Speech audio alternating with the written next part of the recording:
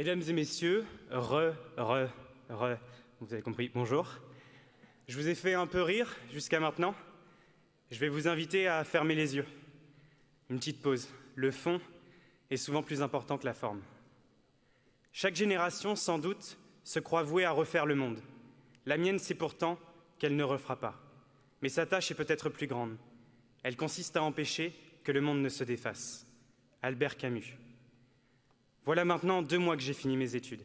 Ça y est, je suis ingénieur, je suis diplômé. Youpi, comme ils disent dans la chanson. Les gens me demandent souvent « Et toi, en fait, t'es ingénieur en quoi ?» Et là, tout de suite, un malaise. Je ne sais pas quoi leur dire.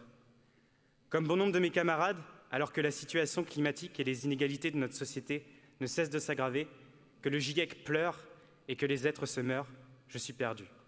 Incapable de me reconnaître dans la promesse d'une vie de cadre supérieur, en rouage essentiel d'un système capitaliste de surconsommation. Si on simplifiait quelque peu la situation, un ingénieur serait aujourd'hui celui qui doit trouver des solutions aux problèmes qu'on lui pose, sans remettre en cause jamais ce qu'on lui demande. Ce n'est pas son rôle, on ne lui demande pas son avis. Cette vision, je la trouve étriquée. Évidemment, j'aime trouver des réponses, mais il m'apparaît primordial de comprendre les questions, prendre un certain recul de la hauteur pour saisir les enjeux qui sous-tendent nos difficultés et prioriser nos actions. L'éthique, c'est ce que doit retrouver l'ingénieur, pour ne pas perpétuer les erreurs du passé et du sacro-saint progrès, qui devrait et pourrait toujours nous sauver. Je vous rappelle par exemple que nous, ingénieurs, sommes les géniteurs de l'obsolescence programmée. Alors, quand dans mon école, le budget du Bureau des développements durables se voit amputé, quand la ville de Nantes bouillonne d'idées et d'initiatives pour améliorer les choses, mais que mon école est à la traîne, quand sobriété et décroissance sont des termes qui peinent à s'immiscer dans les programmes centraliens, mais que de grands groupes industriels à fort impact carbone sont partenaires de mon école, je m'interroge sur le monde et le système que nous soutenons.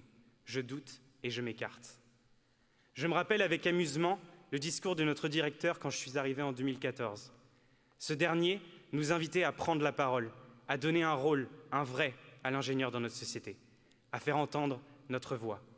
Eh bien, monsieur le directeur, je la prends aujourd'hui la parole, pour vous dire que je pense que vous vous trompez sur la vision que vous avez de la transition écologique et les moyens que vous y attribuez. Mon école, votre école, c'est aussi celle de toutes les formidables rencontres, amis et professeurs que j'ai eu la chance de faire.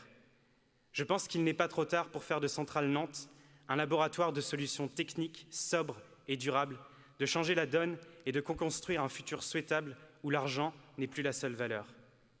Ne doutez jamais qu'un petit groupe d'individus conscients et engagés peuvent changer le monde. C'est toujours comme cela que ça s'est passé. Margaret Mead. Merci.